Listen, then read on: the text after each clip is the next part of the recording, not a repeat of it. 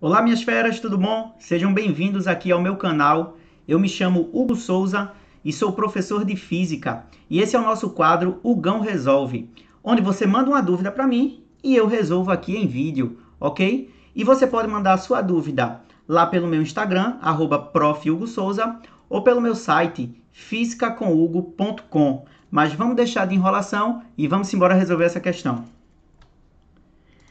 A questão que a gente vai resolver agora foi uma questão do INSPER, tá? E fala sobre circuito, o circuito RC, famoso circuito RC, onde eu tenho resistências e capacitores. Então vamos embora resolver essa questãozinha aqui.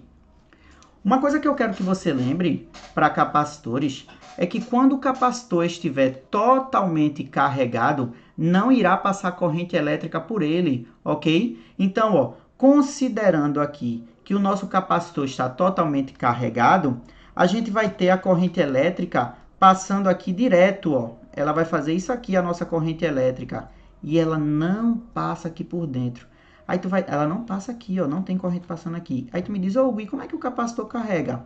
Veja, tem uma correntezinha que passa ali no comecinho, mas lembra que o capacitor, ele tem a propriedade de carregar muito rápido. Eita, botei a corrente no lugar errado, ó. A corrente é para cá, ó.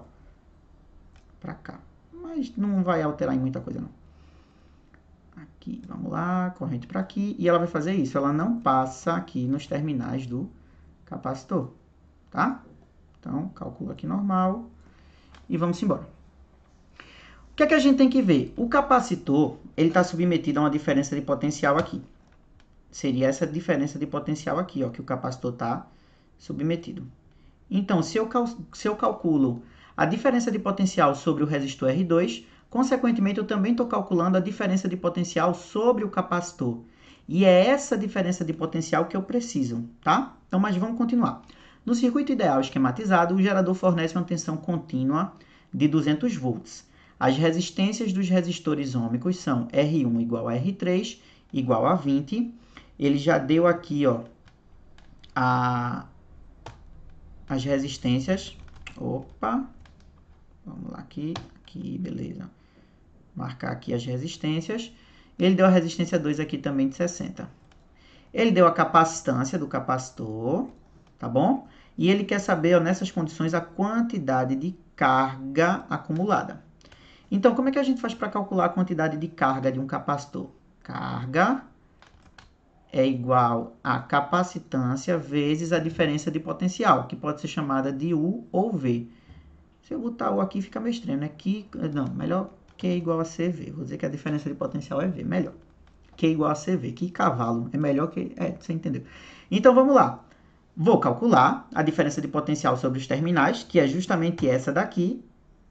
Como eu já tenho a capacitância do capacitor que ele me deu, calculando essa diferença de potencial, eu acho a carga. Então, vamos lá. Como é que eu faço para calcular essa diferença de potencial? Poxa, posso usar aqui, ó, calculando a corrente que passa por todo o circuito. Quem é a resistência equivalente do meu circuito? A resistência equivalente do meu circuito seria R1 mais R2 mais R3, já que é uma associação em série, não é isso? Então fica fácil, ó. Quem vai ser a nossa resistência equivalente aqui? R1 é 20, R2 é 60 e R3 é 20. Então fica 20 mais 60 mais 20. Olha como foi fácil. O Hugo é mesmo, é muito fácil, ó. Então, REC, que é a nossa resistência equivalente, é 100 ohms, ok? Hugo, por que não mulher? Deixa de ser preconceituoso. Não, nada a ver, gente. Isso é ohm. É unidade. Então, vamos lá.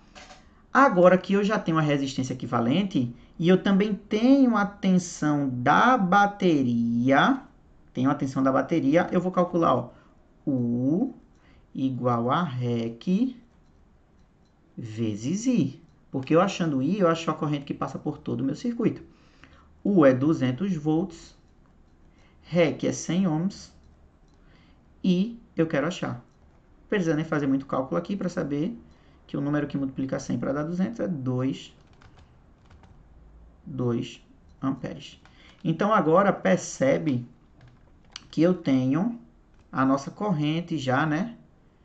Se eu tenho a nossa corrente, eu consigo achar a diferença de potencial sobre os terminais R2. Então, ó, como é que eu vou fazer para calcular essa diferença de potencial sobre os terminais R2 aqui? Eu vou fazer V igual a R2 vezes I. Quem vai ser V? V vai ser 2, melhor, 60, né, que é R2, vezes I, que é 2. Então, V vai dar 120 volts. Agora que eu já tenho a diferença de potencial sobre os terminais do capacitor, eu vou calcular a carga do capacitor como sendo Q igual a C vezes V. Então, venho aqui, Q igual a C vezes V, que vale C, que é 2 vezes 10 a menos 6, vezes 120. Logo, isso vai nos dar uma carga de 120 vezes 2, 240 vezes 10 a menos 6, que é a mesma coisa que 2,4, eita, 4 aqui, 2,4 vezes 10 a menos 4. Opa, faltou aqui a unidade, né? A unidade de carga, Coulomb. Então, fechamos, achamos a nossa carga, ok? Então, lembra que para calcular a capacitância em um capacitor, você tem que ver qual é a diferença de potencial que ele está submetido, ok? Então, espero que tenha gostado. Essa foi a nossa resolução de hoje e amanhã tem mais. Se gostou, se inscreve aqui no canal e compartilha com teus amigos, beleza? Um cheiro!